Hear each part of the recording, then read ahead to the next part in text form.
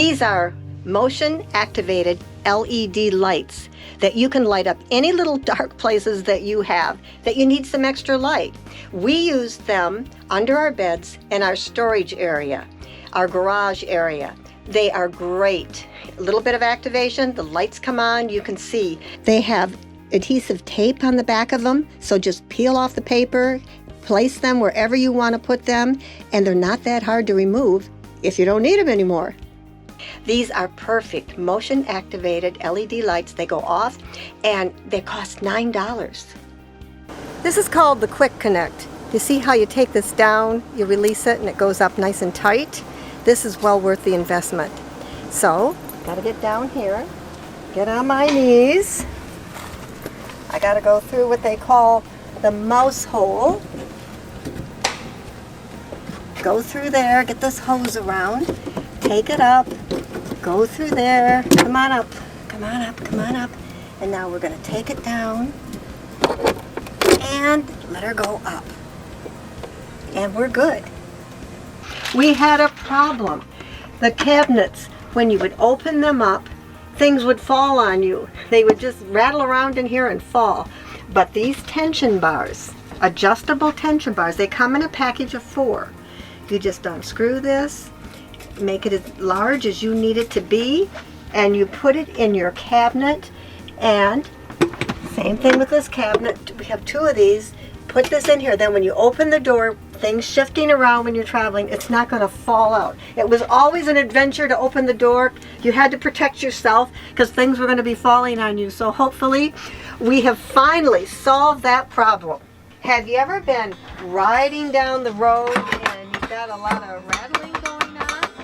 Well, we're going to try to fix that with Easy Liner. I'm going to take this padded liner, I'm going to fit it in here and try to use this to make sure that that doesn't happen anymore.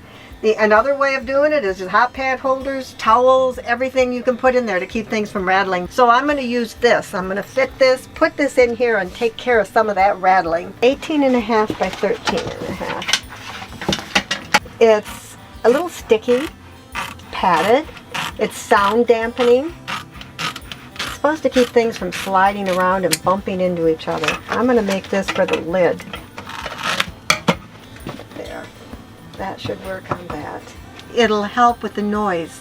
You have to try to pad things so you don't make a whole bunch of noise. Stepping outside the RV towards the back and this huge pass-through storage area. This is like a garage. I mean, it is big enough to store bikes and chairs and lots of our stuff. This is another area that's perfect for some organized OBIE products. Back here, we installed something called VERSATRACK, and from it we attached hangers and hooks, perfect for hoses and electrical cords. And these baskets, they're great for holding the smaller stuff that we would need regularly in our RV lifestyle, but otherwise we'd be kind of rolling around back here. These baskets make it so easy to get everything off the floor. This is something that you're all going to want. This is a lacrosse indoor, outdoor thermometer temperature. I know what the temperature is outdoors. I know what it is indoors. I know the weather. I know the humidity, what day it is. We really like knowing both the indoor and the outdoor temperature, and we've been using this system from lacrosse for years. We mount the outdoors sensor with heavy-duty hook and loop tape at the rear of the RV, and it never falls off. The atomic alarm clock is self-setting and automatically adjusts for daylight savings time.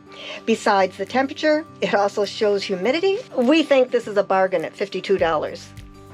This is the 2-stage Clear 2.0 water filter.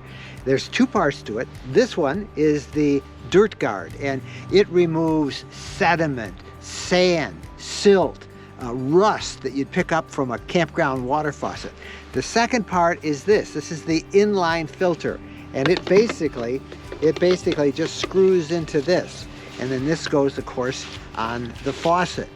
Now, we have been raving about this all year round. It makes the best tasting campground water we have ever experienced in our 10 years of RVing. And this thing is expensive.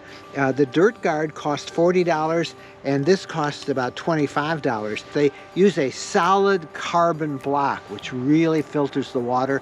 Most of the other filters that you buy use granulated carbon, and that is not nearly as effective. Best tasting water we've ever gotten. Let me let you in on a secret. The electrical pedestals at many campgrounds are really in bad shape. The electricity that comes out of them can be dirty, it can be low voltage, it can be high voltage, it can have spikes. And if that electricity is not regulated properly, it can do major damage to everything inside your RV, all of the appliances. That's why we picked up this. This is the SOUTHWIRE Surge Guard Protector. This unit installs between the electric pedestal at the campground and the power cord that connects to your RV. It provides protection against power surges, open ground, open neutral, low, high voltage, anything that could damage your interior components. The unit continuously monitors and displays voltage and amp draw, and it does an automatic reset when power is restored in the event of a blackout. Everything's clean before feeding power into your rig. You can get this at many RV shops. On Amazon, it's about $235. It's money very well spent. This is called Soft Start, and it's a do-it-yourself add-on to your RV's air conditioner. And what this does is it allows your RV air conditioner to start off without having a huge energy drain. Now, what does that mean? That means that if you're, say, mooch docking in a friend or relative's driveway, and all they have is a little 20 amp extension cord from their house, that will be enough to power up your AC in the RV. It's a really smart way of just regulating the power demands of that AC. It is a do-it-yourself thing. It's pretty easy to understand. The levelers are pretty cool. It's right here. Look at this, auto level, see that? Bam.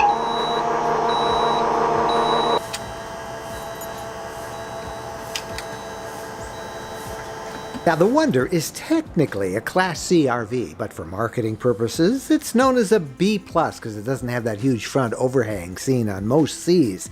It soon went up on the rack, and Equalizer's Nick Godfrey showed me what would be installed. We actually just use some of the existing hardware in the chassis and bolt through that, and we use cross ties in between both the fronts and the rears just to keep them stable, keep them upright.